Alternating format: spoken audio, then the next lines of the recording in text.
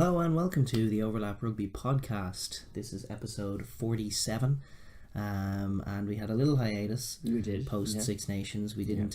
It was sort of a consequence of some circumstance. You were off in Hungary. I was in Budapest, and then came back carrying the plague. Yes. So everyone was sick for the next week. Infected us all with the plague. Yeah, so we literally couldn't even speak, let alone do a podcast for a couple of hours. So we had to miss out on the quarterfinals, but we're back in time for semi-finals, which is basically what the crux of the show today is going to be. Is just we are going to take a look at Super Rugby and stuff later on, but we're going to get into the semi-final fixtures this weekend because European rugby is coming to its boiling point, and we're not going to cover the Challenge Cup, unfortunately. We are going to be aware that it's happening, but we're going to focus on the big games of the weekend, which would be the Champions Cup semi-finals. And that's going to be the main crux of the show. And happy to be back, and away we'll go. We're going to start with Saracens Munster, going in chronological order. Games on Saturday afternoon at about 3 o'clock kickoff, I think, and it's in the Ricoh Arena. Yeah, that's mental. First off, why is it in the Ricoh Arena? Why Saracens and their stadiums, you can't. It's such an absolute barn of a place out in Coventry as well, But yeah, so it will be in the Ricoh.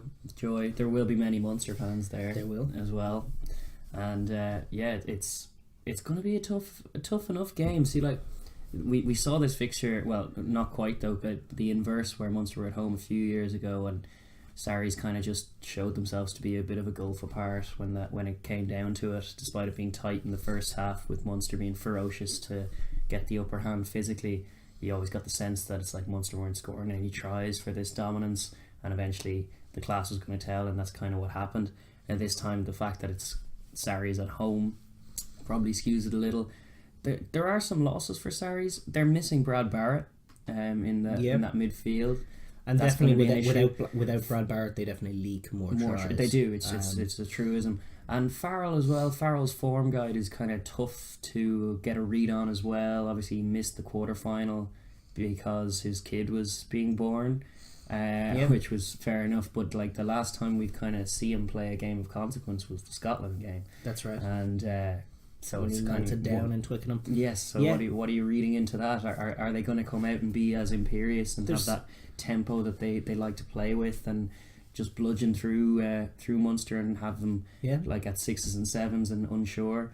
Or will Munster be able to harry and disrupt all that? And if they do, what picture does it take? It's certainly got avenues for success for both sides. I definitely think Saracens are favourites. If you just look at quarter-final form, I know Munster are trying to find something now, but it's a familiar pattern for Munster in the sense that they managed to use their European nous that they have such a reputation for to get through a quarterfinal that they honestly didn't deserve to get through, and now they're probably at that level where they can where they're just thoroughly worse, I think, than their opposition, especially with ball in hand. I just worry about them in games of consequence. They haven't put much attacking flow together. Not really, no. Well, that's what we've been crying for all year with them, is that they seemingly lack a kind of shape or structure. Yeah, like a little bit of pattern play, because their backline player for player is excellent, but it's very devoid of deception or tempo a lot of the time. And there was a good for the Keith Earl's second try against Edinburgh. There was a good little pullback pass. And, it was Scannell at first receiver and Blind all in behind him, and they'll want to vary that play a bit when they to test the Saracens' defence, because Saracens still, despite not being maybe as defensively strong as they were back in the old sort of Wolfpack days, they're still big boys, and the Munster carrying around the corner doesn't have a lot of avenues for success. I think that would be stopped. But if they can vary the play and move the ball, and it's something that you can do when you stand like their backline stand, pretty much just numbered up, very old school, 10, 12, 13, 15, but you can just mix it up. The way that you can vary the play rather than doing it with shape, I guess, is just to move where you're putting the ball, and maybe have guys like Scannell do some kicking on the exit, or Haley do some kicking on the exit. Just move the point of where you're attacking and keep that Saracens defence honest, because it's less of an aggressive blitz than it was, and certainly kind of fans out and covers the width of the pitch these days as well. But that's the point, is just keeping them out there, keeping mixing it up, and then attacking when the holes are there. That's the key to what Munster are doing when they have the ball. A lot of disruptive work when they don't as well. They have to slow Sarries down. Yeah, that's the main key. I mean, I think the way that the main crux of how this game is going to be decided is going to be what happens when Saracens have the ball. If Saracens can dictate the tempo, if they can, get their rhythm going, if they can get some offloads through the tight, just winning that carrying game and giving an even platform, their attack has so much variation in it and so much quality in it that I don't see Munster being able to just live with the scores they'll rack up. Yeah, exactly. And they won't, if it becomes a game where Saracens are in groove and they're finding space and they're finding line breaks and they're finding ultimately tries, I don't know if Munster will have the response. So the winning picture for Munster is if Saracens have the ball and they can slow it up, they can get some Peter O'Mahony turnovers, they do that big European lift yourselves. We have the Munster faithful in the stadium who've drowned out the Saracens home fans, and all of a sudden we're winning contacts and we're driving them back, and Saracens don't know what they're doing with the ball, they're aimlessly kicking, loose offloads, a big Peter O'Mahony steal, that kind of thing. That's what Munster will be looking to bring, for sure. And that's what they've built their reputation this season on, their defence, and it'll be that wins them the game if it's to be that way. It's probably the most in flow and in sync attack against the most maybe Toulouse, you could say, probably, possibly, this year against the best defence probably in the competition. So it's definitely a fun matchup in that regard. For sure. It's just the fact that it's away from home as well. I mean, I don't think that's as big a factor as you think, but I think Munster are going to have a huge, as they do when they go away to England, they're going to have a huge travelling support. Saracens not the most famous fans. And I don't think that's going to be any material advantage for Saracens, to be honest with you. They won't have the Thomond Park factor. True. But I think as a game of rugby, I think they're as likely to win probably as they would be if it was in the Aviva. Possibly true.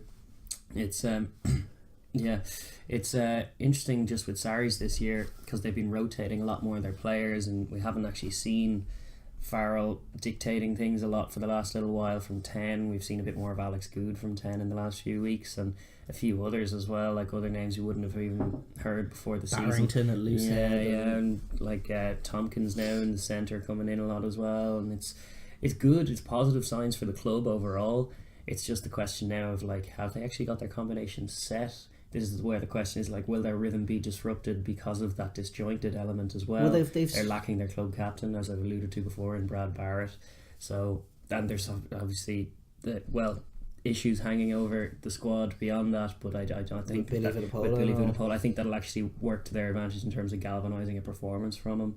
Truth be told, we'll get into that later anyway. But yeah, no, it's interesting because normally in years gone by I've kind of known what to expect from Sarries. In Europe they've delivered. They have every time. This year, every time for they sure. had to deliver. There was a masterclass away performance against Glasgow, that 13-3 win. Yeah, that's still teed up. They've been ahead pretty much all season because off the back of that. Although granted, their 3 big games of the tournament have all been against Glasgow, which is slightly skewing. It is a little skewing, but the way they put them away in that quarter final, the way that just the manner of the game. It was you know what it was. It when they had the ball, it was without Farrell, who had dropped out on short notice, and Good slotted into 10, and everything was still so rhythm based. I mean, and they stuck to their structures. They just flood the centre channels and the 13 channel with a load of runners and a load of options, and then make reads off of that. And it ends up being too much for defences when they get in rhythm and they get in sync. And then they also do pick great lines and they pick great offloads. Liam Williams at fullback was great. I'm curious to see. We're shooting this on Thursday morning, so we haven't got any squads. I know this will be up even later than that, probably on Friday. But so you'll all know the squads, but I don't know if they're going to go for Good back at fullback or if Liam Williams might get in at fullback. Because there's just he was stellar, absolutely brilliant. He's in super form, and it's got a lot of the way their attack is functioning has a lot of positives to it. So you have to think from Munster's perspective, stopping that is high priority. And like, as good as their defense has been, it's all been sort of about numbering up and making big plays. But I don't know how good Chris Farrell is as a defensive leader and Scannell in that channel, and that's very much where Saracens try to attack you and split your defence. So it feels like if they a are good going to test stop for it, that little combination. it is. But Yeah. if they are going to stop it, it feels like it might have to happen inside them. It might have to Yeah. happen around the fringes, just stopping Saracens from getting their tempo first and foremost, which means big performances from your Peter O'Mahony's and your CJs and your Tadhg Burns. Yeah. They need hands on the ball the whole time, both like searching for turnovers, but also slowing down and stopping offloads as well, because offloads will be killer for those Munster men. If Billy Vunapola or the like can get his hands free and release an Itoji or someone else around the corner, that's where everything in that defensive system is then kind of fractured if that happens, and Sarries will be able to inject that little bit of pace. And they are savvy enough to recognise their chances and go for them as well. Sarries, they have no compunction about flicking a long pass if they know that that's the option that's on. 100%. So Yeah, it's like, and Farrell's very good for that too. Yeah. That's why Farrell also is a guy you're going to have to want to test, because just given the fact that he hasn't played that much games against Scotland, it was very, very crazy bad that he just you melted hit the down capitulate button. It was it's a rare sight. Haven't seen it from Faz So really in years. Flood those channels with players, get up out of the line, try and make reads off him and try and rattle him. And similarly, in the scrum, you feel it's not going to be Mako. I don't think it's been Richard Barrington, and I think it will be again. That's an area that you think tough battle in that area for most, and that'll be an area for Munster to attack with John Ryan, a defensive line out. They have guys like Peter O'Mahony, who's one of the great defensive line out playmakers. So it's got to be about attack in from a defensive perspective, disrupt, and that's got to be the name of the game for them. They got to go for it, but with the addendum that if they do get too aggressive and lose their discipline, they could be whistled off the park. True. Saracens That's will always, just take there's advantage always of all a potential of for that with Munster as well. There were always a few too many just cheap seeming penalties when tempers are high and they're in the middle of one of these intense games. Discipline can go out the door. But you're right, it's gonna be a disruptive game plan that they bring, and they are an awkward team to play against. The fact that they have such a good scrummaging outfit unit in both of their sets of front rows means they can always target that area. The fact that they have Peter O'Mahony, such an asset in terms of just calling that defensive line out, trying to make it awkward. As well, on top of that, they will want to get their offensive maul going, because with their attack being as stifled as it has been, just not as kind of adept at picking apart teams as the Sarries one would be renowned for. They need other avenues to score. Maul would definitely be one of them. It's also a good psychological edge to be able to and lineouts in general. I mean, I definitely think they should be kicking for grass on the exit, and as I say, maybe changing and adjusting the kicker. I don't like the idea of Murray box kicks as an exit. Box kicks are probably that's the go-to. Good, and Liam Williams will not drop them. And that's you just got to be smart about what you're doing, and I don't think that would be a smart way to exit. The Wales game is in very recent memory, and Liam Williams is just flawless under those. So why would you kick it? And in just very hot form. And Alex Good is no more. Exactly. Very, very adept, properly international quality fullbacks, both of them. So it's just silly to be pursuing that avenue. Just go to the left hand side and try and target Maitland. Nah, it'll be Liam Williams. Williams will just get under it. Yeah, that's what he's known for. No, indeed, it should be about mixing it up and moving the point of attack. So is it going to be Carberry? No, Carberry's gone. It's Blindall and Scannell. We haven't seen the team name. Hanrahan was who was playing at the weekend. No, it'll be Blindall. Yeah. So we don't have Hanrahan played well. He did play well. He'll be on the bench, but it'll be Blindall and Scannell. Right. And Blindall had a very good quarterfinal. He obviously. did. Yeah. And he's a competent player. I don't think it's going to affect them massively, because they're going to be operating in the same structure. But they will need to move the ball a bit. And one of the things that Joey was giving them was the ability to occasionally, when plays got loose. Yeah, when plays got loose and when the defensive line finally got fractured by their 40 phase, he was able to crack defences without actually any shape or structure. He'd just beat a man and then footwork and gone. Yeah.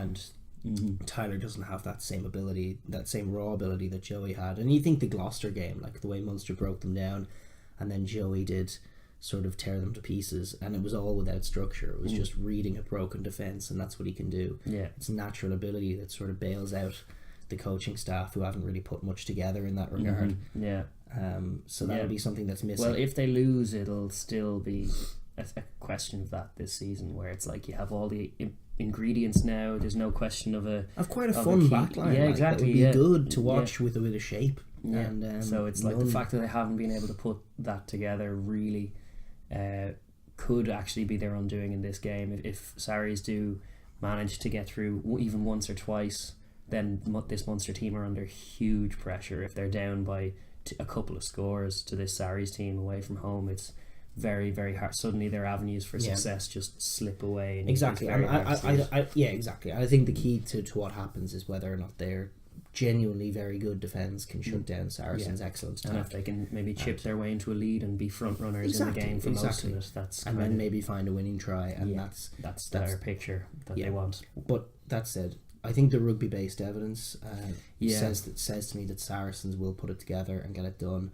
But there is the intangible sort of Munster thing that happens. There's a history, but there's also just a more established recent history of losing semi-finals. That's getting to this point of the season and then losing. Yeah. But they're gonna. It's make or break this year, I think. Like with Murray turning 30 and everything, it really feels like if it's not going to happen now, when is it going to happen for this team? Them? Yeah, it's true. It's an interesting point, but it is semi-final time, and they're aware of that. These are their own separate entities that can be turned over on a day. It's like any team can show up come semi-final time and do it.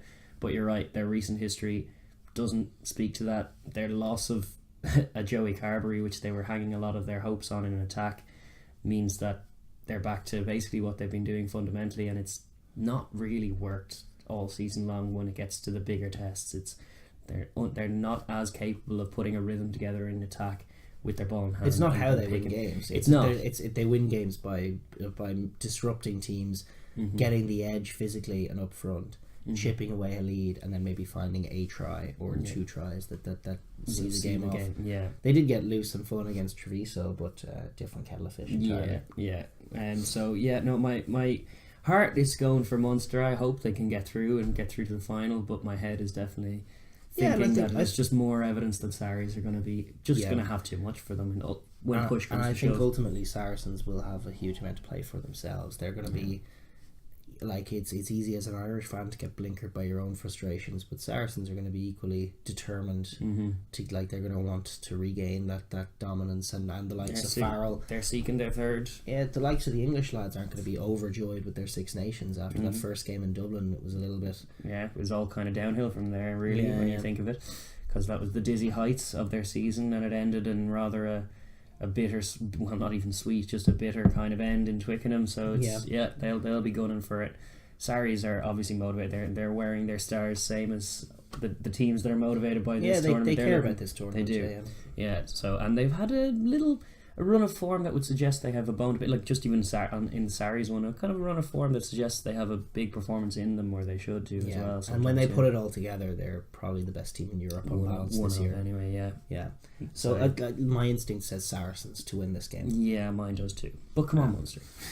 Fair enough. We're going to move on now to Leinster Toulouse. This is the European aristocrats, the 4-star clash. The 4-star clash again, as we previewed twice this season. Now this is for the third time. Yeah, and it's 1-1. Both teams it is 1-1. have a win. Yeah. It's a fascinating game. We're both going to be at it. Yeah. Sunday afternoon at 3:00. Not as bad as your average Sunday kickoff because it's Easter Sunday. It's a bank holiday. True. So there should be some Toulouse fans about. And, yes. I'm looking forward to going to it. I think it's going to be a lot of fun. I think it's a great European clash. Toulouse certainly, like that quarter final against Racing was one of the great games of rugby. Tremendous game. It's a shame we didn't get to review it. Like when it happened, it was such a beautiful game of rugby. Yeah, and it was like Tauzan, what a find on the right wing. Yeah, and there was just gorgeous attacking play from Toulouse, but then some stellar defence with 14 men. Yeah, this is it. Racing, for all of the Finn Russell flowiness, they're flattering to deceive is what they've done all season. It is, and I think we both from a ways out thought that Toulouse were going to win that game, and so they did. Yeah, even with the 14 men. They managed to pull it together, although there was a big missed kick. Who missed the kick? Was it Machino from the touchline to take the lead? Yeah, which probably would have done it. Yeah. But Toulouse, as they've been doing all season, riding their luck, the Freddie Burns incident springs to mind, and they just with some flowy, brilliant rugby that nearly they don't put it together. They're just winning games, and they're riding a serious momentum train. They absolutely are. And as high flying as they're going in the top couture, I suspect they're the one French team that would prefer to win this tournament, perhaps even than the Bouclier. Well, certainly after all these years, and after someone Leinster joining them on 4 stars, it seems to have kind of sparked something into life, and they've just been stellar all year. And for the last few months, they've been in cruise control in the top couture. I've only been kind of idly watching, but every time I do, they're lighting it up and ultimately getting it won in rather loose looking games. It's all heads up. They're emboldened to play, and then within that context they have some very, very intelligent footballers. Like they have guys like Ramos, who's all flow, and like he has his negative plays as well. He does. And then Ntamack I would put in a similar vein. He's quite flowy, but then that's balanced off with super intelligent footballers like Gattoon and Dupont, who are also very good in attack, but they're also rugby brains as well.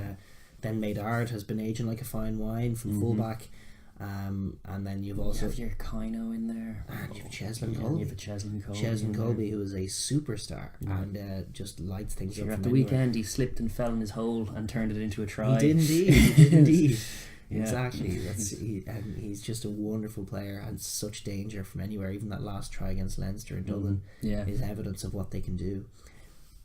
They do have some decisions to make at 10. And just around their backline. Zach Holmes has been cleared to play after his very negative red card play. But they played Dupont at 10 against Clermont, and it was unbelievable. Dupont played at 10 against Racing after even though they had Ramos on the bench, they moved Dupont to 10 against Racing. They ended up scoring some nice Ian Madigan style tries, old school Ian Madigan tries. Step in, step out. And then they've the option of Zach Holmes, they've the option of Thomas Ramos, they've the option of Ntamack, they've the option now of Dupont, who to play at 10, and then whether they're going to go for Maynard or maybe Ramos at fullback or Colby at fullback. Whatever they do, it's a curious decision. They could even put Aki in the middle with Gattoon and leave Ntamack out, or put Ntamack at 10. Although my suspicion is they'll stick with Ntamack and Gattoon at the centres. I don't know what they'll do at 10. It's crazy, isn't it? I think they'll go Colby on the right wing, or Colby on the left wing, maybe Tezan on the right wing, with Maynard at fullback and Ramos on the bench.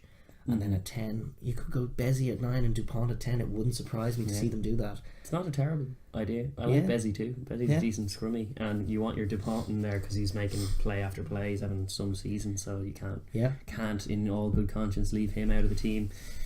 So it is interesting. It tends to matter a little less for just the way they play, because everyone's a playmaker. So your 10 isn't actually like the fulcrum playmaker of it all, because they're all just making plays. And they're beautiful to watch in the sense that they are just all reading the game. They're running off one another. They throw offloads, but they also pick lines off one another. Positive play. And in sync with one another. They all understand what they're doing, and they do get a little loose, but they're fine with that because they want to open teams up. And they want to up the tempo to a helter-skelter pace where they feel they're more comfortable than their opposition in those kinds of environments.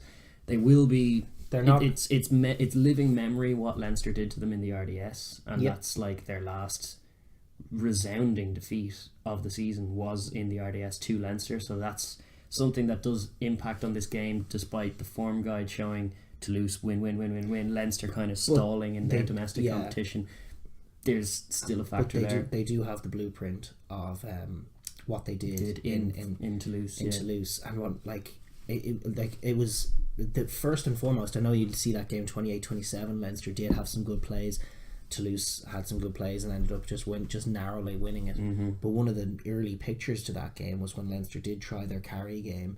It was like James Ryan was trying to get them go forward, and he was getting isolated and double teamed, and they were just knocking Leinster back, and Leinster weren't getting any of that momentum going. What they managed to do in Dublin, despite some excellent defence from Toulouse, was just hold the ball for so long, and it ended up breaking them down. But we've seen it fail a lot since then. We saw it fail at the weekend against Glasgow.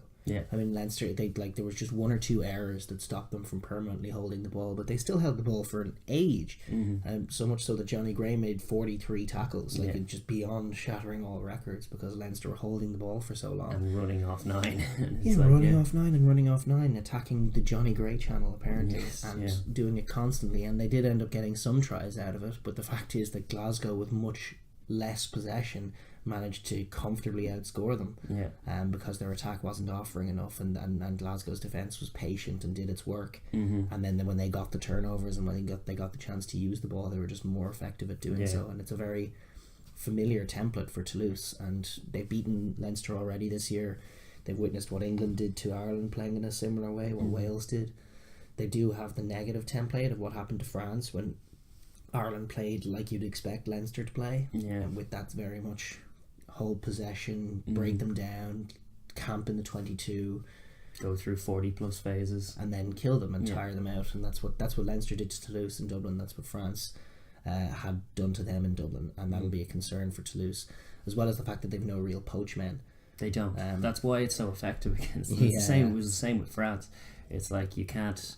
If you're just going to fan out and tackle, we're very, very content and competent at it's not just fan out though. It's like what has to happen is line speed. I mean, what was curious was that last try that Glasgow scored against Leinster at the weekend in the Pro 14, when Leinster were just done. Basically, they had been carrying, and they had to keep the ball alive because it was in the red, and they still wanted to go for a losing bonus point. And they just had nothing. They couldn't break them down at all. And they were just trying that narrow carry game and still getting blown back, and ended up just throwing a lazy intercept. And those are the kind of plays that Toulouse can prey on if Leinster get loose at all and tired when they have the ball of just this. And then Leinster almost have an ability to do that more than Ireland do, in the sense that when they even try and play like Ireland, there's a little less rigidity to what they're doing, so they do have the freedom to try and make something happen, and guys can just get bored and frustrated with going nowhere and then do something loose, like your Gary Ringrose charge down, or that terrible Hugh O'Sullivan pass at the weekend. So I definitely think there's a lot of potential positivity for Toulouse. It's true. It's a good stepping stone for Toulouse. If you're thinking narratively, like, of their Renaissance season, they still have to go to Dublin and win, which is something that all French teams at this point, at this juncture, are fearful of. Rightly so, because all evidence points to they're going to go over and lose. The last time the French team won in Dublin is forever ago. Probably 2011 in the Six Nations. I can't think of a time since. No, it would have been 2011. No, it would have been 2012 in December, when Clermont did it. Clermont, yes. But that's 7 years ago. That is, and it's also Clermont. So it's all evidence points to Dublin being a losing fixture for them.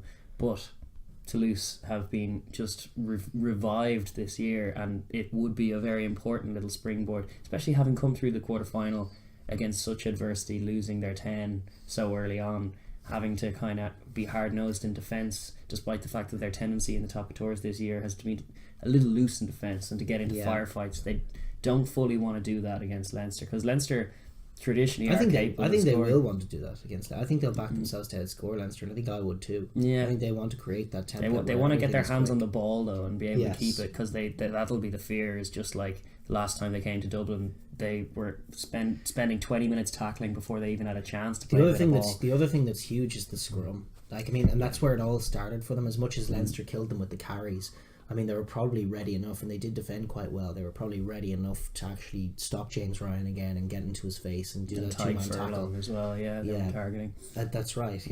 But what Leinster actually did very early doors was actually Cian Healy pretty much cracked Famuina in the scrum. He lasted, 30 minutes or 32 minutes, and it was before an he had to go expensive time for him, and he's a very good player, but Cian Healy outdid him in the scrum and actually kind of hurt him a little bit. I think in one contact he hurt his shoulder, and that was the beginning of the end already. And it was an avenue for penalties, which Leinster kicked into the corner. Famuina was then just very tired, and he was just like almost a dead body around the pitch. They were almost defending with 14. They were running into him in many of the many phases they were going through. It was easy to target Famuina and run into him. When you have a prop matchup like that, the tendency is for things to go the way they've gone.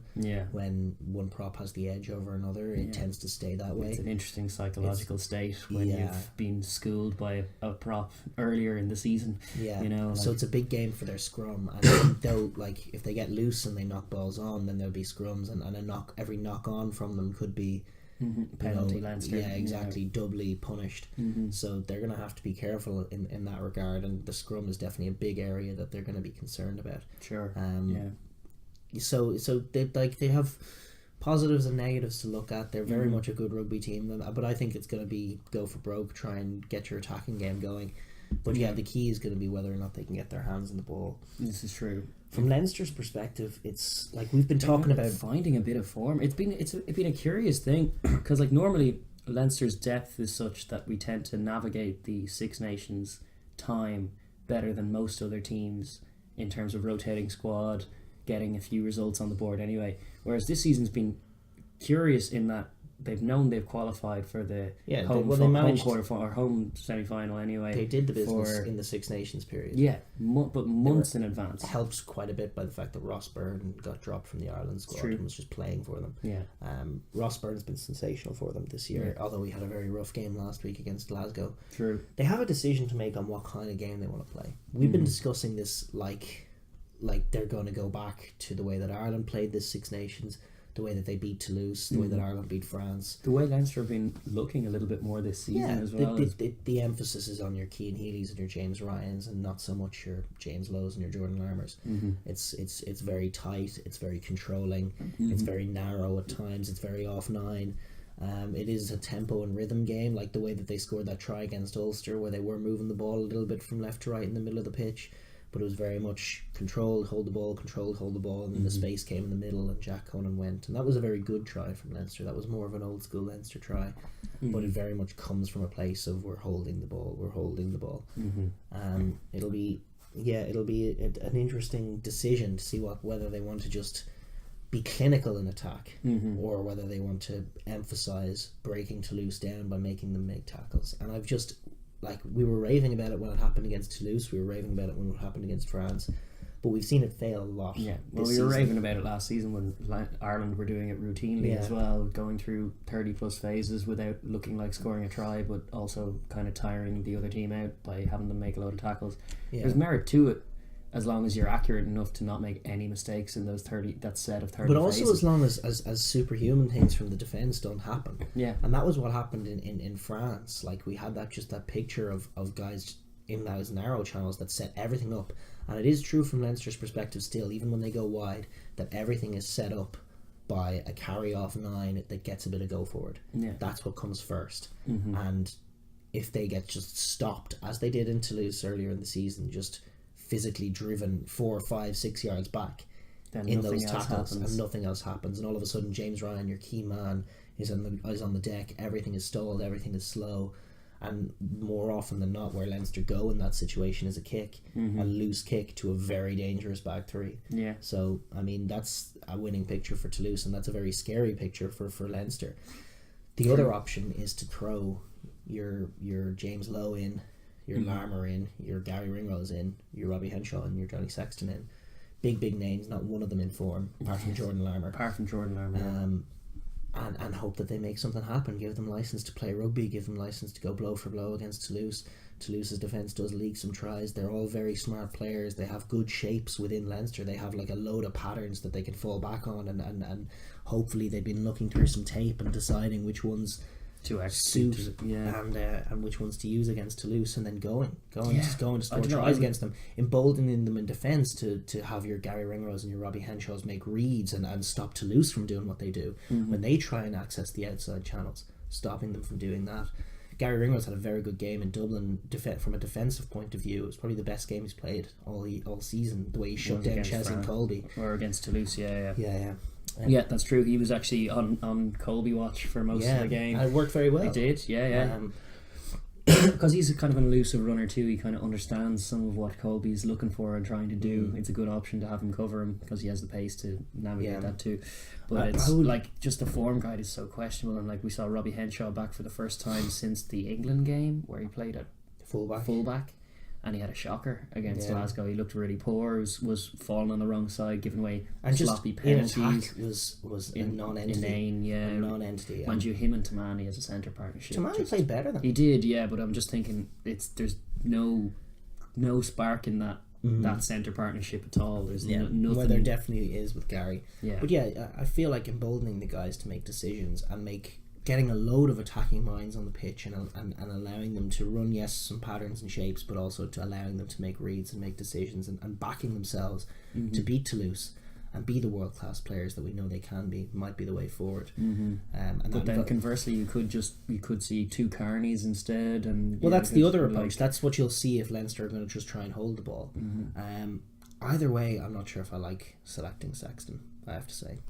I just... The non-entity as club captain, he hasn't played for Leinster this year. Ross Byrne, in a very, like, ropey game against Ulster, where Leinster were honestly outplayed all over the pitch. Ross Byrne was brilliant. Kicked the winning kick, got a key try, stepped up for Leinster. He's been the go-to guy all year. He's never let Leinster down. You know, admittedly had a bad game last week, which would make you question it a bit more. But throwing completely out of form, out of game time, rusty Sexton in there feels less like a wise decision than maybe it seemed last season, to be honest. Yeah, it's true. No, there's no arguing that he just hasn't played enough games to a high quality. Like he's looked poor in Six Nations and hasn't played for Leinster apart from, and the last time he did was Munster where he also melted down. Yeah. And it's just it becomes too much. I don't know why he's club captain when he doesn't play for Leinster enough. It seems a strange one, and if he just comes in, it'll all of a sudden be all about Sexton, which we've seen be a positive. I mean, this is the thing about throwing guys in. Like, I've definitely backed throwing James Lowe in there, but there's no question that his form is kind of out the window as well. Well, we played him out of form is what happened there. Not played him in. Yeah, exactly. Like there were many games that he should have been out there for, but hasn't been mainly because Luke McGrath was injured for so long. That kind of makes that decision for us a lot of the time, because Gibson Park has been so stellar, and we've lost so many men. Park is still too good. We lost so many men in the pack when Devon and Ryan were unavailable. It was Dev, it's like you can't not pick Fardy then, because you're looking at little big but young Jack Dunn type players, and you're thinking like there's softness there. Exactly. It's youth all over the pitch, and we need a bit of. I think Mick Carney is good enough that you can back him on the bench. He got injured as well. Did he? I think if he was injured a few weeks ago, I'm not sure if he's available. I'm not sure then, but I think they've probably got enough depth at second row, even with that, which is a bad injury if you're right about that, to maybe leave Fardy out, because I think that they're gonna, like, I've seen the hold the ball version of how Leinster play fail quite a bit this season, and I think that the way that Toulouse are galvanised, the degree to which they'll be ready for it, I feel like they'd stop us, and we'd get a little loose, things would go a little bit awry, and Toulouse would find some tries. And when you're in that mindset and you've picked that conservative team, it is very tough to respond when you go behind. It's true. That's what Toulouse can do to you. And Leinster do have in their ranks and in their DNA an attacking, clinical, try-scoring game, and match winning. It helps them to win big matches, and particularly in semi-finals, they tend not to get. It helps them overcome deficits as well. Sometimes they don't have to always be front runners, because they're like, when they're playing that way, one or two tries is not that big of an ask. Like, in terms of routinely go like 14 points down, and you wouldn't be overly concerned. You've seen them come back, which is not true of the way that Ireland are, and that seems to be the way that Leinster have adopted to play the game. So I would very much be in favour of getting Ringrose and Larmour and Lowe on the pitch, and allowing them, because every time that we've seen them on the pitch, they've rarely been with each other, and they've always looked isolated. So getting them all on the pitch together, and I think it's much of a muchness. I think he'd pick Ross Byrne and Robbie Henshaw, and then he's the incumbent. And Sexton hasn't won the jersey back. No, he hasn't. And I think that's a fair way to do it. Yeah, and then maybe Sexton on the bench if he's fit and raring to go. But then exactly, and then trying to attack them, trying to be clinical in attack, trying to find some tries and win the game that way. That I feel like is more likely to lead to a Leinster win than the other approach. Yeah. It's a tough one to call. It's going to be a spectacular game, because there's so many like Toulouse are definitely playing the better rugby and on the up right now as far as momentum. But they are coming to Dublin and they lost earlier in the year. There's no question that Dublin. There'll be heebie-jeebies in the Toulouse camp over that. Leinster are no doubt, like, they're just in a curious place where they're not in form. Like, it's so rare to have them in the semi-final and be coming off 2 losses and a draw in the RDS. Well, 2 losses in a draw in the Pro 14. A loss and a draw in the RDS. In the RDS, okay. They didn't have 2 losses. They didn't have 2 losses here. But it's like, that's such a questionable form guide to be bringing in, and it's off the back of not having competitive. Like, they went against Edinburgh in Edinburgh when Edinburgh just had to win, absolutely had to win, and we had a bunch of kids out who were like a bit ambivalent about the whole thing, and that's been their story thus far. So this is a game that obviously they have to win, being a semi-final. So the motivation is different. We just haven't seen a motivated kind of match day Leinster for so long. We saw it against Ulster, and they were ropey as hell. They were. The other aspect that we haven't talked about is the absence of a 7. With Levy and Josh gone, and Scott Penny being a season too soon for him, probably. As far as the physicality, possibly even 2 seasons too soon. He's such a young man. But what they're going for, and what they have been going for, what they will go for, is Ruddock and Sean O'Brien in the flank, and neither of which are an adept number 7. I know Sean O'Brien's played a lot at 7, but that doesn't make him a natural open side. He's not. He's a more ball carrying kind of less so this season because he's not as brave and he's minding his body, and he just is much softer in the poach. Yeah. So like he used to be a useful 7, almost in a Matthew Bastro style way, where you just get off the ball and you wouldn't be able to move him, and that's not true anymore. Yeah, he's getting moved. He's getting moved pretty easily, and the bigger problem soft is that in his tackles as well. I mean, like the bigger problem is that the two of them just aren't dynamic. They're slow. It's a very slow back row, with the exception of Jack Conan, but he's not there for poaching at all. He's defending really, or not really. Well, he's not leading the defensive line anyway, and he tends to do a few soak tackles. But O'Brien's been soak tackling a lot this year as well, and it's like, will they have, if Toulouse manage to get their tempo going at all, that back row will suffer because we're slower. And in terms of defensive playmakers, I mean, it's the centres that will have where the work will have to be done. But the beauty of Toulouse is that they're happy to whip it out wide, but they're also happy to just try it. If the avenues are there, they'll work through the middle and get some offloads going that way. They're very heads up, and they like to attack where you're weak and where there's space. And like if Gary Ringrose is shutting down that 13 channel, they'll just move the point of attack. They might just go blind, and then whip it out. And the license is really on Dupont to make things happen. And he does have an excellent knack for reading, and he does keep it quick as well. So it's interesting. Like tempo will be so important. What we saw when it went Toulouse's way was that the tempo was all Toulouse. It was frenetic in France. The crowd were up and roaring, and Leinster were game for it. Like on that day, they were like, all right, this is the pace we're going to play. We're going to make some plays.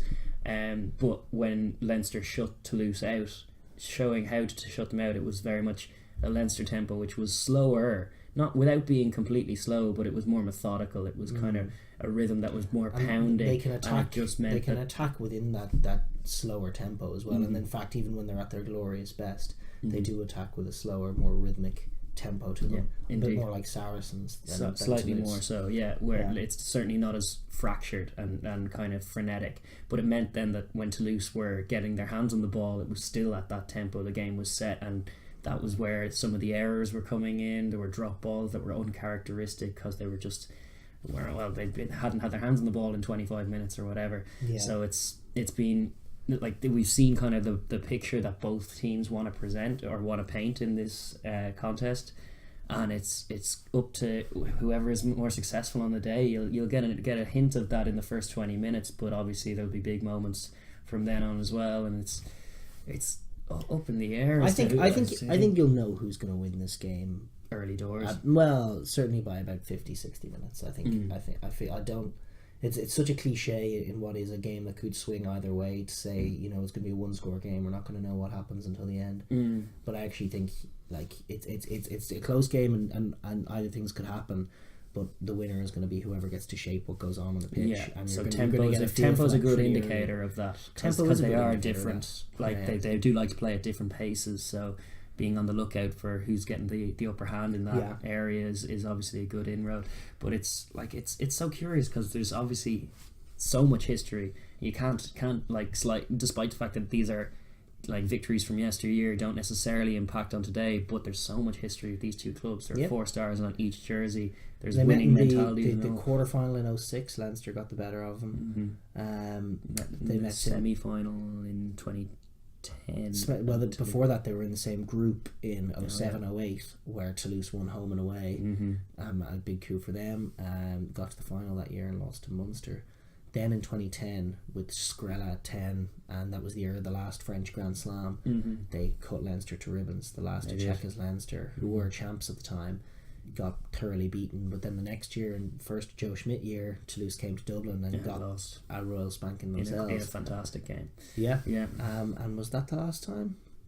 That might be the last time Leinster have played Toulouse. Well, apart from the two times, the twice this year. The twice this year. And, so it's an amazing history. Lots of wins for both sides, lots of European pedigree for both sides.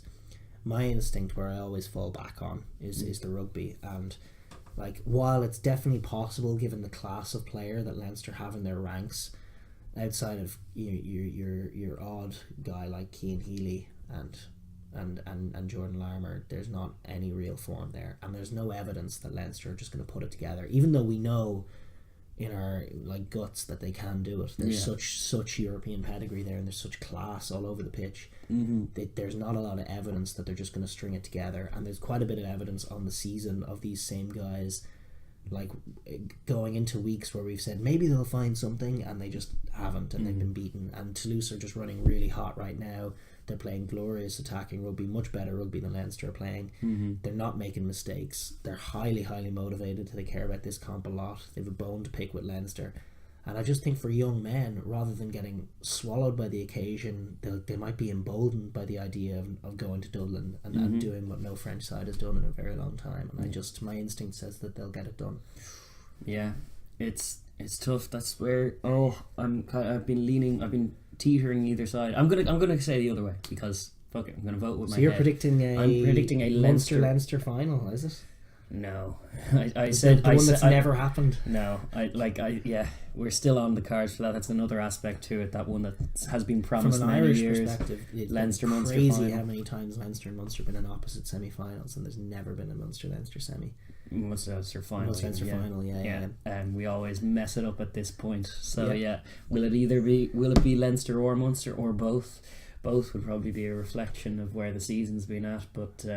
Both to slip up as in, but that's what my instinct says. It's just what's been happening. But Leinster do have a history of booking trends negative Irish trends and managing to pull things off. Yeah, but Toulouse are very, very good. This is it. Yeah. Well, I'm going to say Leinster, despite some of the thoughts that I'm thinking. Well, listen, that's I'm seeing. Good news for Leinster, because you have a better record calling these games than I do. Well, come on, Leinster, so yeah.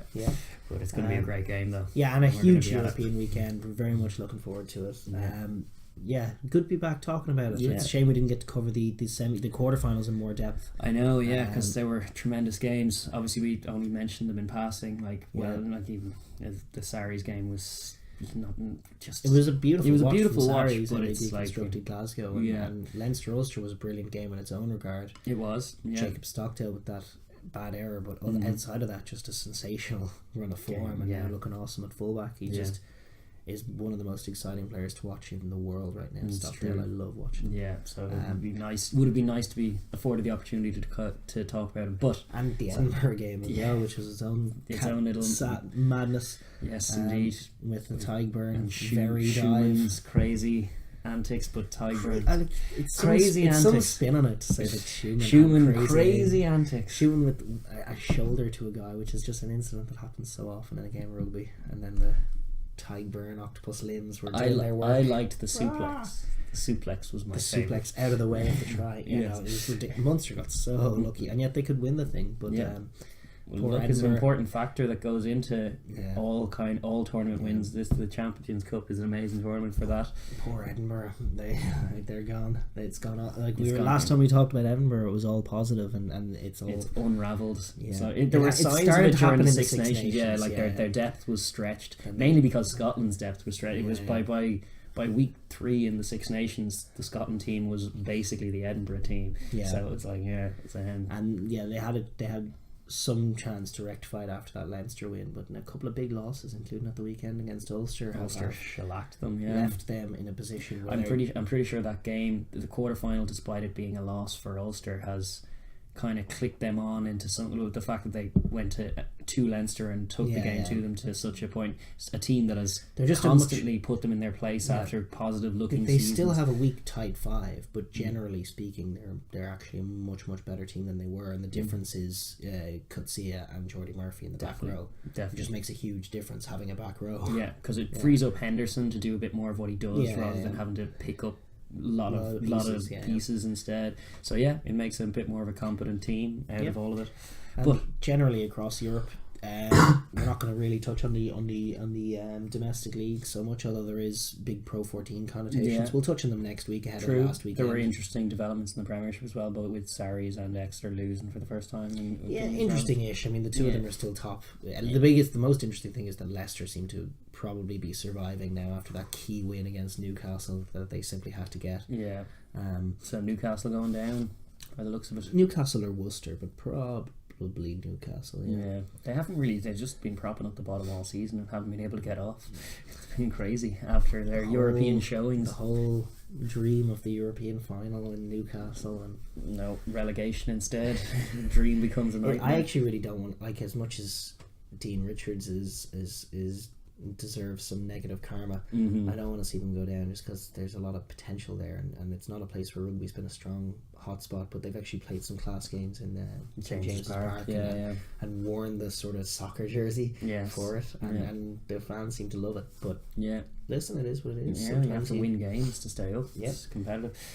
Anyway, we're going to pivot on and talk about a bit of Super Rugby. The Super Rugby at the weekend was and loads of weekends. It's been a mad comp this year in the sense that it's just you're feeling there's a lot more. I feel like there's the gulf in class between a lot of the middle clubs is not as defined as it has been between conferences.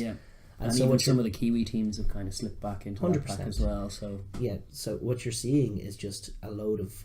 I think you're seeing the effects that fatigue has in a competition like this because there's so much travel involved that some weeks you're just jet lagged and off, and I think you're seeing a load of that. Like you had the Taz beat the Crusaders in a sensational performance and then lose to the Sunwolves, who are themselves a good team but caught them napping, and it's just it's one of the limits of the competition when you just have so much travel. I'm sure the Jags put 50 on the Sharks in. I think it's in its last legs. I have to say, the Super Rugby. I think the travel is just it's too big a hurdle to overcome, and I think you're not getting a real read, and you haven't been for years, on where clubs are at, because it's just too big of a problem. There's got to be a better way to do it. They used to have it so that you're almost like touring a place in certain weeks, but like there's still an element to that. But you are just seeing teams go to Australia, Singapore, New Zealand, and South Africa in 4 weeks. And it's just. I mean, you can't do that. Well, no, one of those weeks you're going to be just way off. And I think, like, South Africa definitely are feeling the temptation of Europe, and I think obviously the Sunwolves have been cut, and since then they've been class. Like I think you might start to see a more sort of constricted domestic calendar over there, where Australia and New Zealand and some Pacific islands have a league. And South Africa go and join up with Europe, which kind of leaves Argentina out in a limb. It does. The Jaguares, after their 50-point showing, Orlando hat-tricks and such. And just beating some Uruguayan clubs. Having their own domestic league that they can pump money into, but whose money? I don't know where it's coming from. No, it's a good point on that. Like just the picture of some of the South African conferences are mad in terms of just the points accrued. When you've watched, like I'm watching all these games, and I have various recollections of all these teams getting shellacked at various points, and then you're going like, every South African team has been just ridiculously, humiliatingly hammered, and all could still qualify. And the Jags even included in that bunch. The Sharks were the team who happened to at the weekend for not the first time this season, but they still pull off some great performances. But at that home, tame, hammered by the Jags, and just 50 points at home. Jags is a crazy result. It's not the sound of a winning team. No. And listen, the Jags were awesome. There was a lot of Argentinian flowiness on show. Lots of techers, lots of cute pickups. Chip and chase try from, who was it, number 6? Pablo Matera getting through, having like 60 yards to cover, do a little deft chip over the top. And listen, great stuff. The great thing about Argentina in general, the Pumas and the Jags, is that as much as they can be stalled and terrible, when they do, and you've seen it before, get a head of steam up, and they just get a feel for your defence, and it's a little bit broken and tired, they will just keep scoring tries. Like they can rack up serious points in not very much time, and I've seen them do it loads of times. Like that game against Australia, where they just racked up a ridiculous score, and Australia came back and beat them. But like they just get into flows where they just have a read on your defence and they just keep attacking and attacking and attacking, and they just seem to get excited and emboldened by it. Yeah. And you saw that with their flowy attacking and ripping the Sharks apart, and the Sharks were just not up for it. But even the fact that they were at home, I think you're just seeing the physical effects, that the physical toll that this competition takes on the players is just something else, and it leads to a lot of results passive, like these. tame losses and head scratching ones, because it's just so hard then to get a read on the comp when you're like you tune out for a couple of weeks and you're going like, wait, what? How did that happen? The last time I watched them play, and they were doing something something along those lines. With the exception of the Crusaders, who, with the exception of one Waratahs for the game, have just been keeping every opponent at arm's length and looking comfortably a more competent team than them. And that was the same at the weekend. They were playing against the Highlanders, and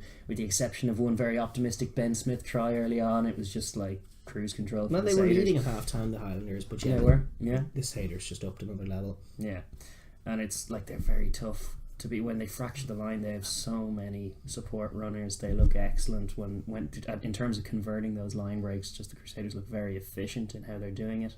Everyone seems to understand their role, and they just seem to have a process that they can trust, because it's been 2 seasons now of just unmitigated success. So they're just going through the same things, adding little bits here and there, and showing themselves to be much the better side in most of their it's a proper real franchise that's like it's there's a lot more stability going on there. They do get the odd extra guys in. They get guys feeders from sort of the minor 10 club, and they do have the odd trade, but for the most part they tend to do well though, because they slot in but take it's their chance. it's very much settled. It's a settled outfit, and they have a settled plan and a settled structure, and they just like a machine, like clockwork, and they just keep rattling off wins. And to be honest, there's no other comparable side in the comp in terms of rivaling them. Sure, like whenever they're playing against Barrett's Hurricanes or something, it's always bigged up as a potential thing, but what ends up happening is that the Hurricanes can get nothing. And it used to be Dave Rennie's Chiefs, who were in a similar situation, and they were such a flowy, great team that they could occasionally put it up to the Satyrs, but the Satyrs were just,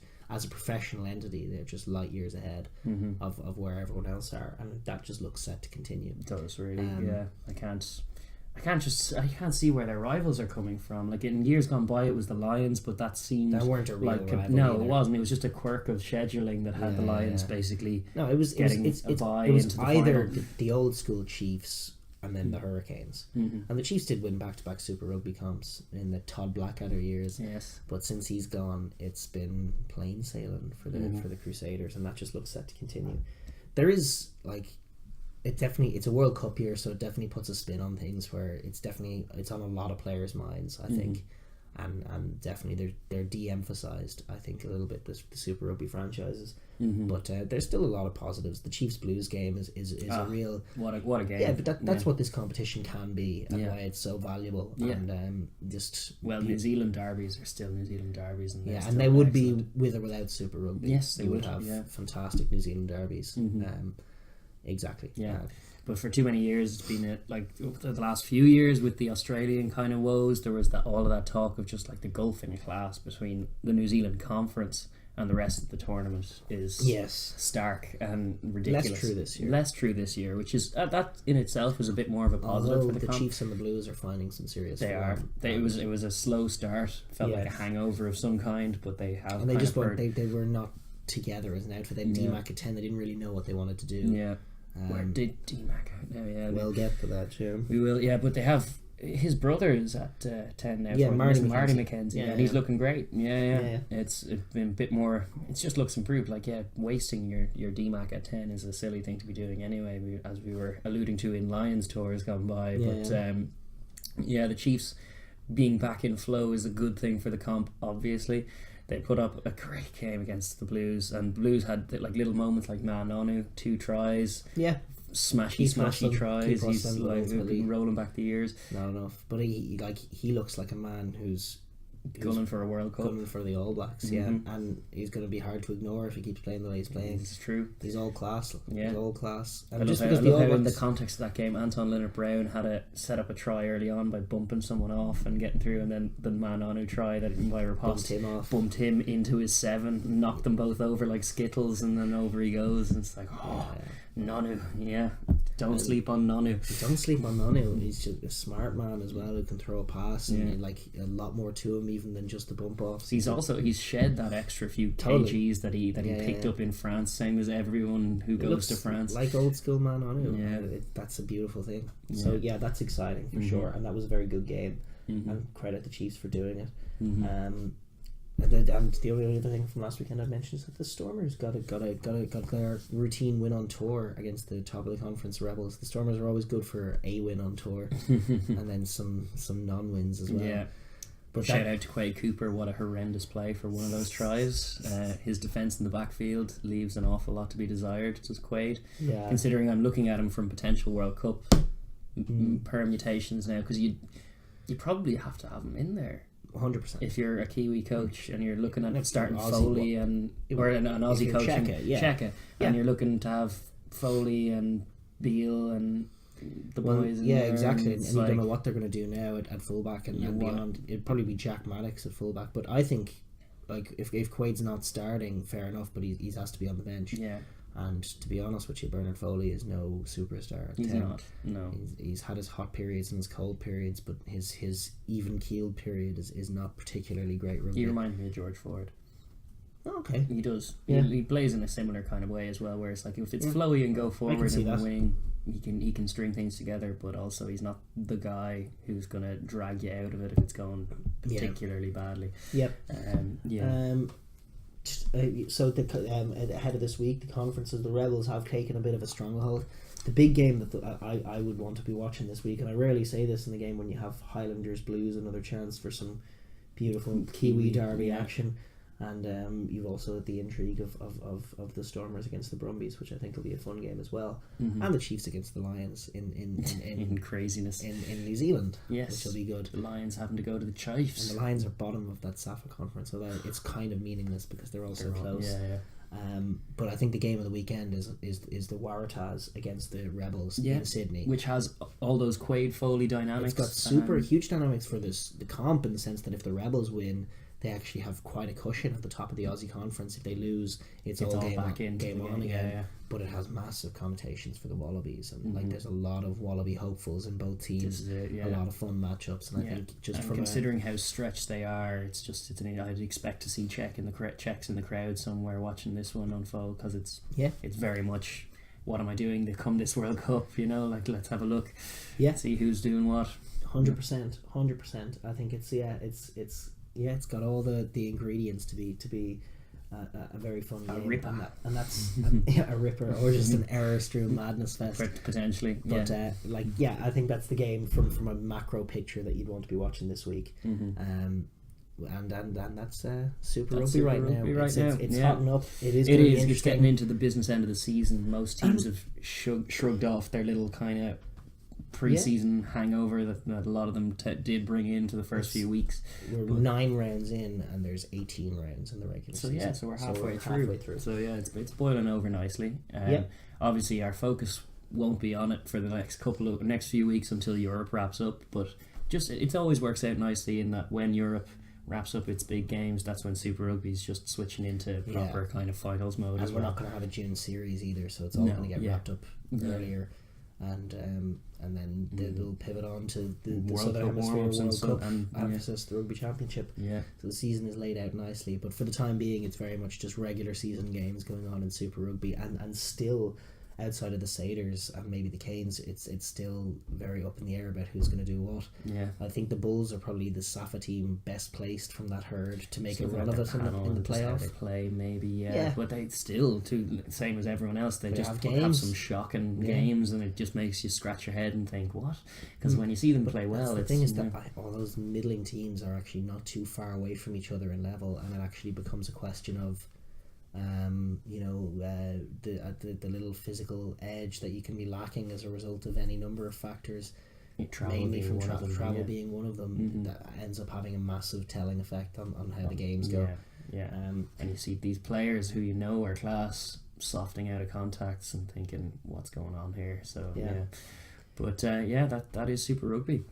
I suppose we'll wrap up with our final segment on just other news, kind of some of the off the pitch news that has happened this week. I'm sure there's been a lot of it. There has been a lot of it. We'll start with the old Izzy Folau situation, which obviously we're all very excited to talk about. Oh, I'm delighted to be talking about this. Like, obviously, like it's not unprecedented. He's released and said stuff like this before. I'm sure the people in Australia, for sure anyway, have known about these beliefs he's held for years. It's of course, and it's just to recap what happened. Go on, yeah. It was like, well, last year he came out against gay marriage. That was it. Yeah. He's said a couple of things about gay people in the past. It seems to be where he angles his faith. This is what a lot of people have an issue with. And then he seemed to mock up and make a meme and posted on Instagram that was condemning,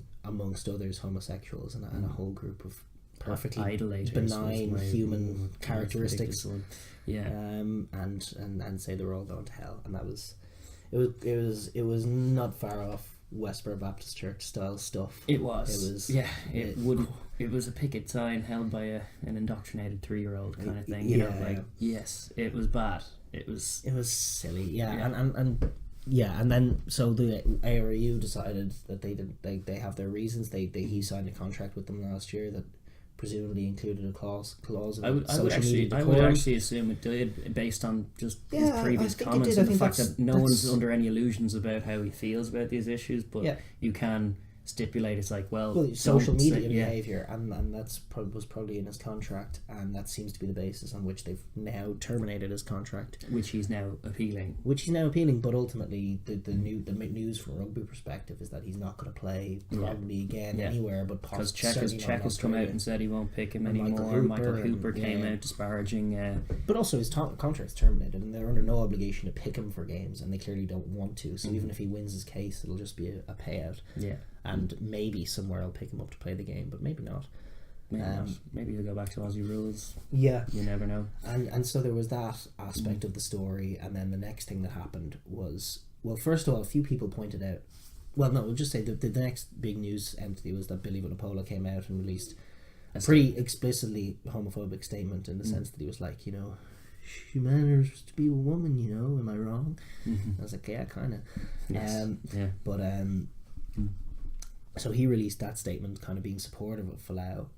Although the big key in my mind that sort of explains it was the opening statement of it, where he said basically, there's only so long I can stay quiet while my religion, the belief system I grew up with is being mocked, and that was sort of his take on it. Yeah, and so he's been reprimanded, and everyone's annoyed at him, and it sparked this whole. He got booed at the weekend. From Sarries, in Bristol, and.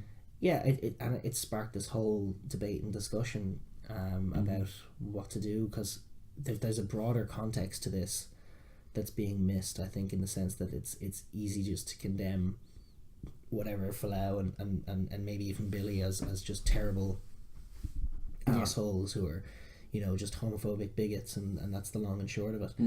And there's no place for that in the game. We want to accept everybody.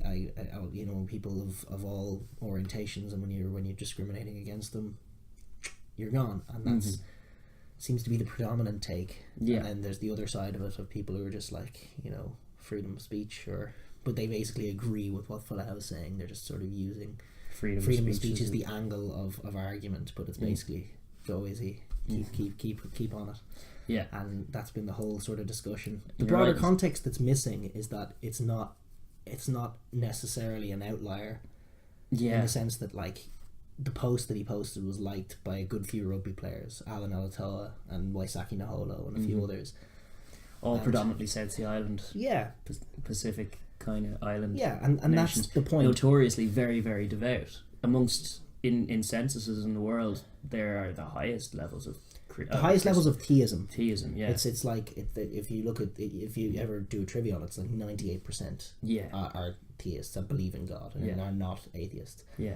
And that's true of, I think it's Samoa was the highest. Right, but Fiji's comparable. And Fiji's comparable, and exactly, they all have that kind of background to them, and that's where the Billy Vunapola point comes in, because.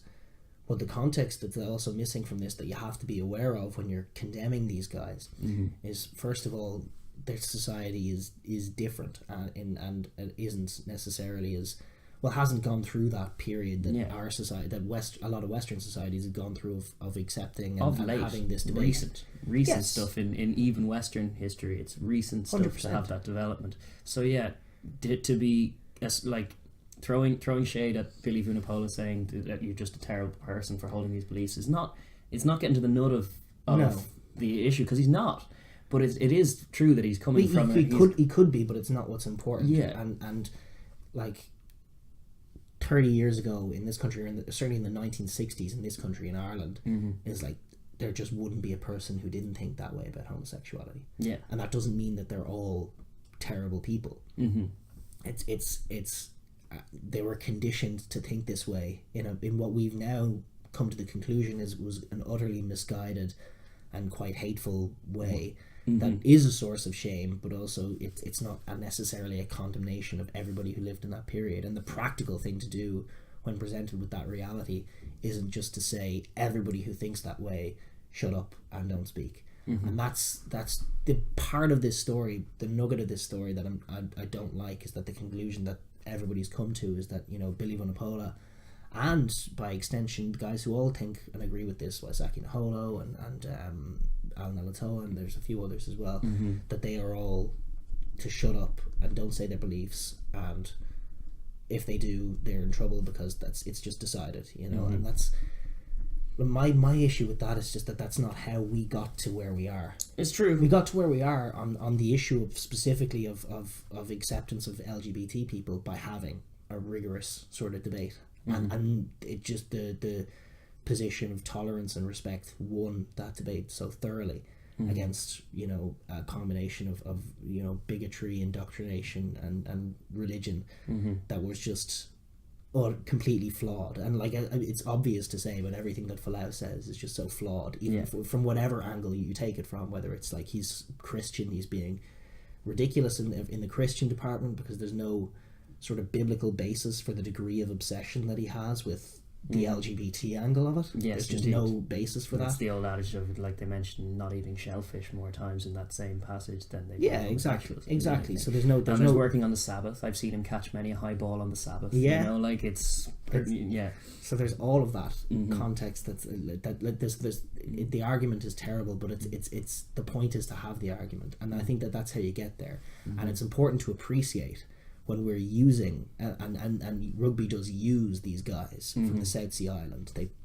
pluck them out, they treat their national teams appallingly, they just put them to work essentially, take them out, give them a contract, pay him well enough, but put him to work. He's not getting rest protocols all the time. And generally speaking, the unions from these nations get terribly mistreated. They are the most mistreated people in the game, the South Sea Island guys. And if you want to look at it from their perspective, however flawed you might think it is in the LGBT perspective, there's also the angle of like, I have to go, I have to work, I get mistreated, I can't go. If it's a test window, you know, sure, the Kiwi guys can go play for the All Blacks, or well, they wouldn't, but whatever, your Safa guys can go play for the Springboks, but you'd be damned if you're getting off to go play for Fiji. You're going to play for us, and that's it. You know, if you have a little niggle and you want to be right for the World Cup, screw you. Oh, Nemani Nadolo, you want to play for Fiji in the World Cup? No, you don't. You want to play for Montpellier during the World Cup. And there's just a litany of sort of small injustices that go against these nations on a macro and micro scale all the time. And then from their perspective, they are the put upon guys in world rugby. And now another layer to that is that this culture that they've grown up with, rather than being addressed in a sort of mature way, is just the reflexive attitude is just shut up. You don't speak about your culture. You come and you play rugby, and that's it. And that's the bit that doesn't sit right with me about how everyone's responded. True, but I would also mitigate that saying that the likes of Sarries are a club that don't really have a choice. When he said, like, it is an ill-advised tweet that he's attached himself to a lead balloon in this Izzy Folau story. I don't see Sarries having much other option, and like it's not like they terminated the contract, but to sit him down in a board meeting and go like, look, you can't be tweeting things like that. It's against our message, and you just can't be having our franchise players espousing these beliefs in an online personal or an online platform like this, where it attaches it to our brand and all of this. So I see the kind of corporate angle that Sarries have to take on that. I got it. And I also think it's not the same as just like you can't practice or say your beliefs in any context, but in the context of working for this club, yes, you do. I understand that. And there's the issue of and that, like, yeah, and it's important to mention at the same time. And I did watch the sort of Squidge Rugby take on it, where he sort of articulated quite well the damage that this kind of rhetoric can do to and like, it's important you talk about their culture and everything else, but it's important to remember, if gay people are growing up in a culture where they're, if young gay kids from that culture, like Izzy Folau, are growing up in like, it's not something that just can't be addressed. It's because it's wrong. It's not fair to treat people that way, to condemn them for who they are, and it definitely is against the values of rugby in the sense of respect and tolerance, and rugby bigs itself up for those values, but has actually probably quite a ways to go, fallen short on certain aspects of it, for sure. Well, it's like, it's a fluid process, so we're not there yet. Rugby players or personalities is just Nige and Gareth Thomas, and you have to think statistically the amount of guys you look at playing rugby that there are more who aren't out for whatever reason. And certainly the way Gareth Thomas speaks about it is that there was and is this sort of masculine culture to it, where it's like there would be homophobic comments and things that are given, but there's positives too, in the sense that, like, certainly Nigel Owens is treated very well by everybody. True. I've not heard many incidents of him being abused, but there's quite a I think a large percentage, I think it was something like 80% of people who did a survey of LGBT people in sport. I think 80% of people say they've gotten homophobic sledging on the pitch, and so that's something that you have to work against. So there is this balance between not, like, because I understand why everybody's done what they've done, and that's the point, is that, like, I don't have an answer, because I understand why we've gone this way of just no, that rhetoric's not acceptable.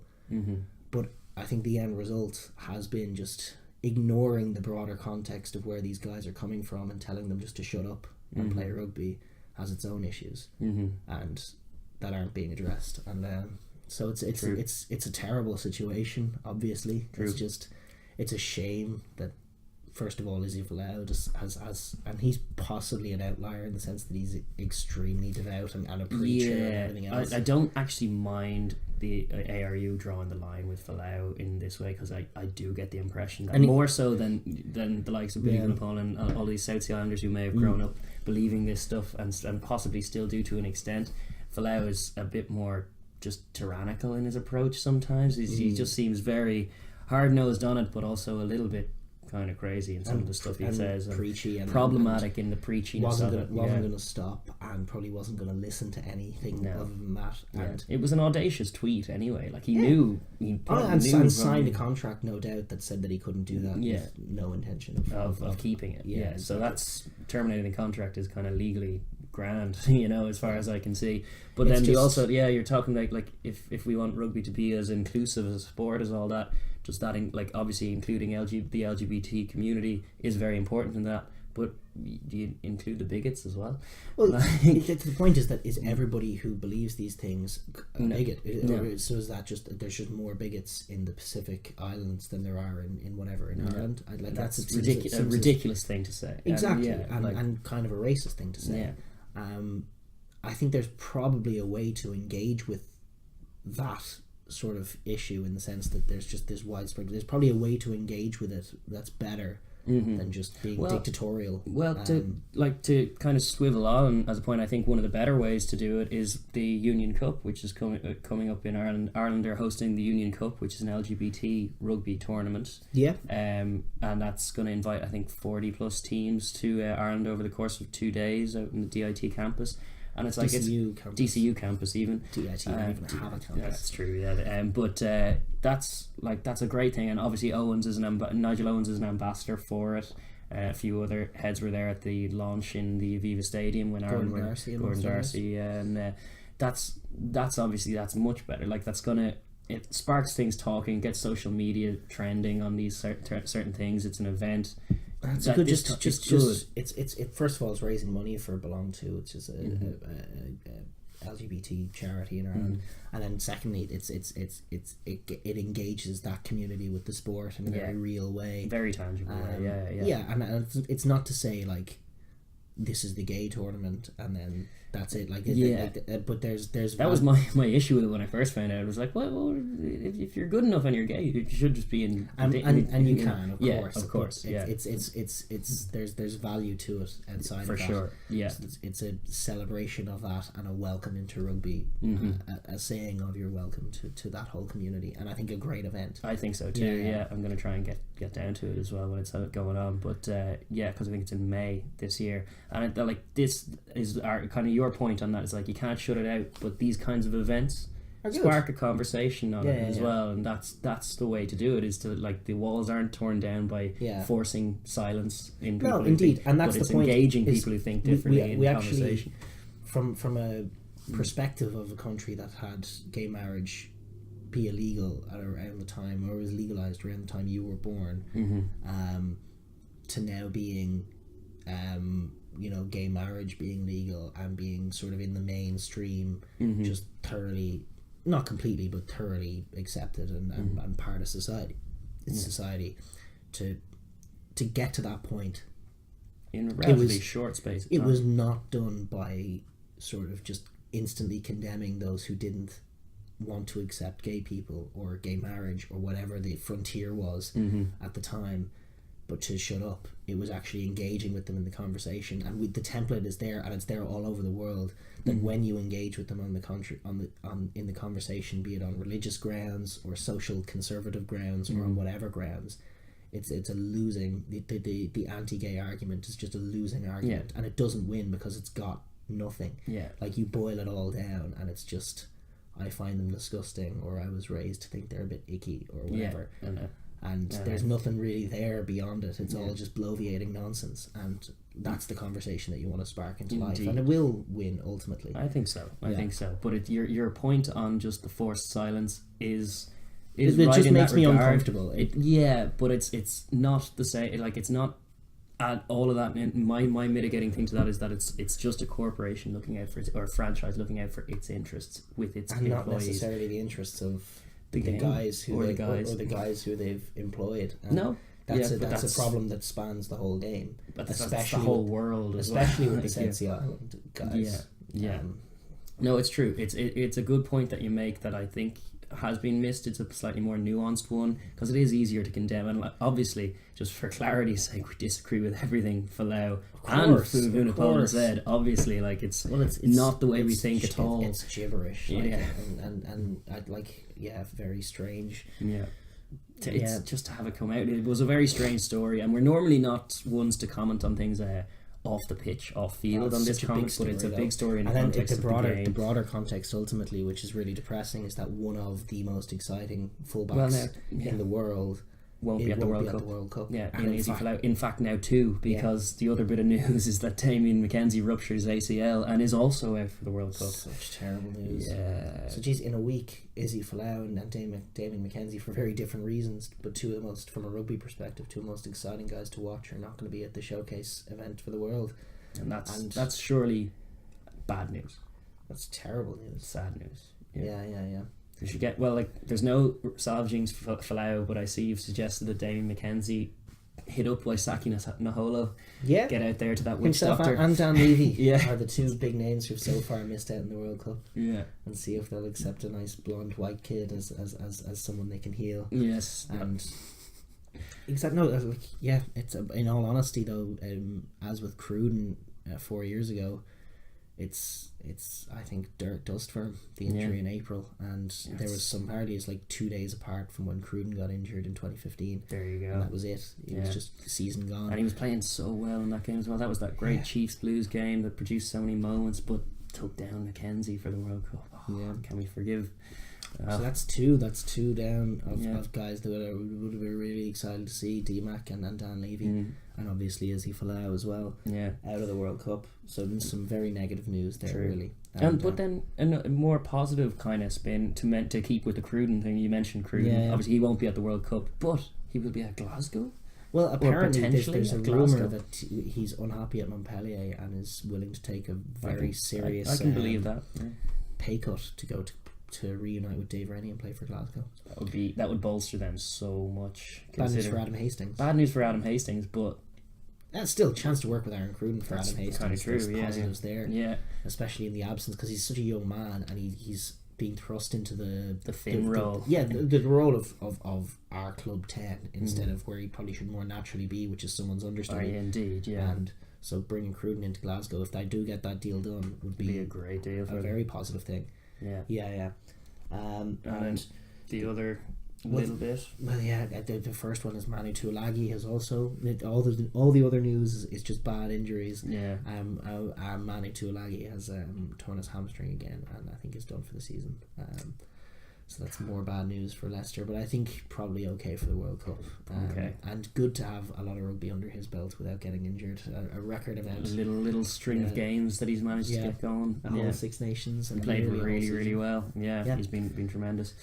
And then finally, just news that's broken this morning on Thursday, and big news from any Irish fans' perspective, is that Ireland captain Rory Best is going to hang up his boots entirely after the World Cup. There was thought that he might continue for Ulster the season out, but he's right. World Cup is the place for it.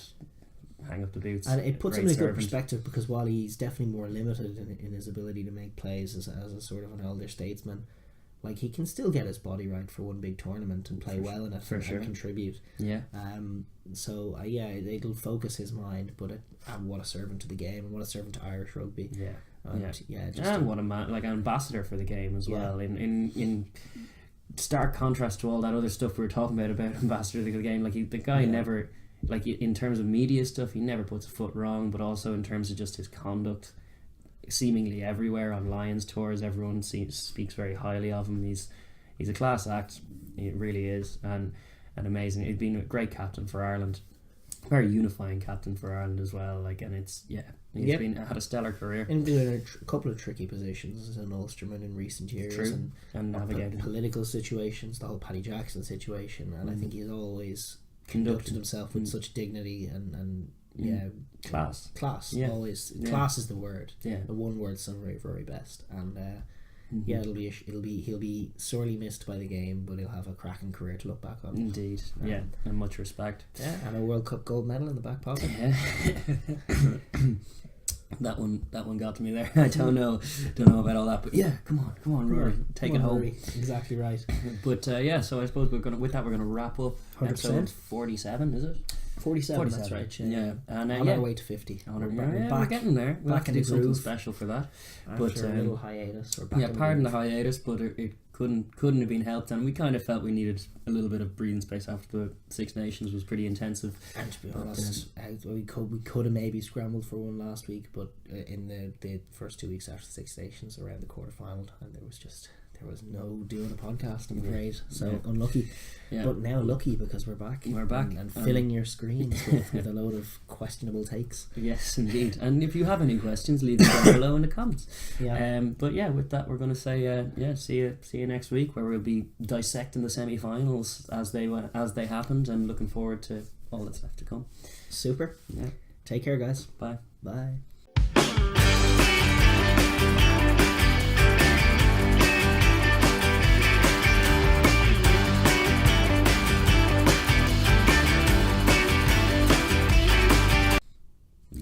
You're up. Blue balls. Blue ball. Here we go. Blue balls. It's a little low rider. A little rusty, you see. Yeah, we're both too low. Too low.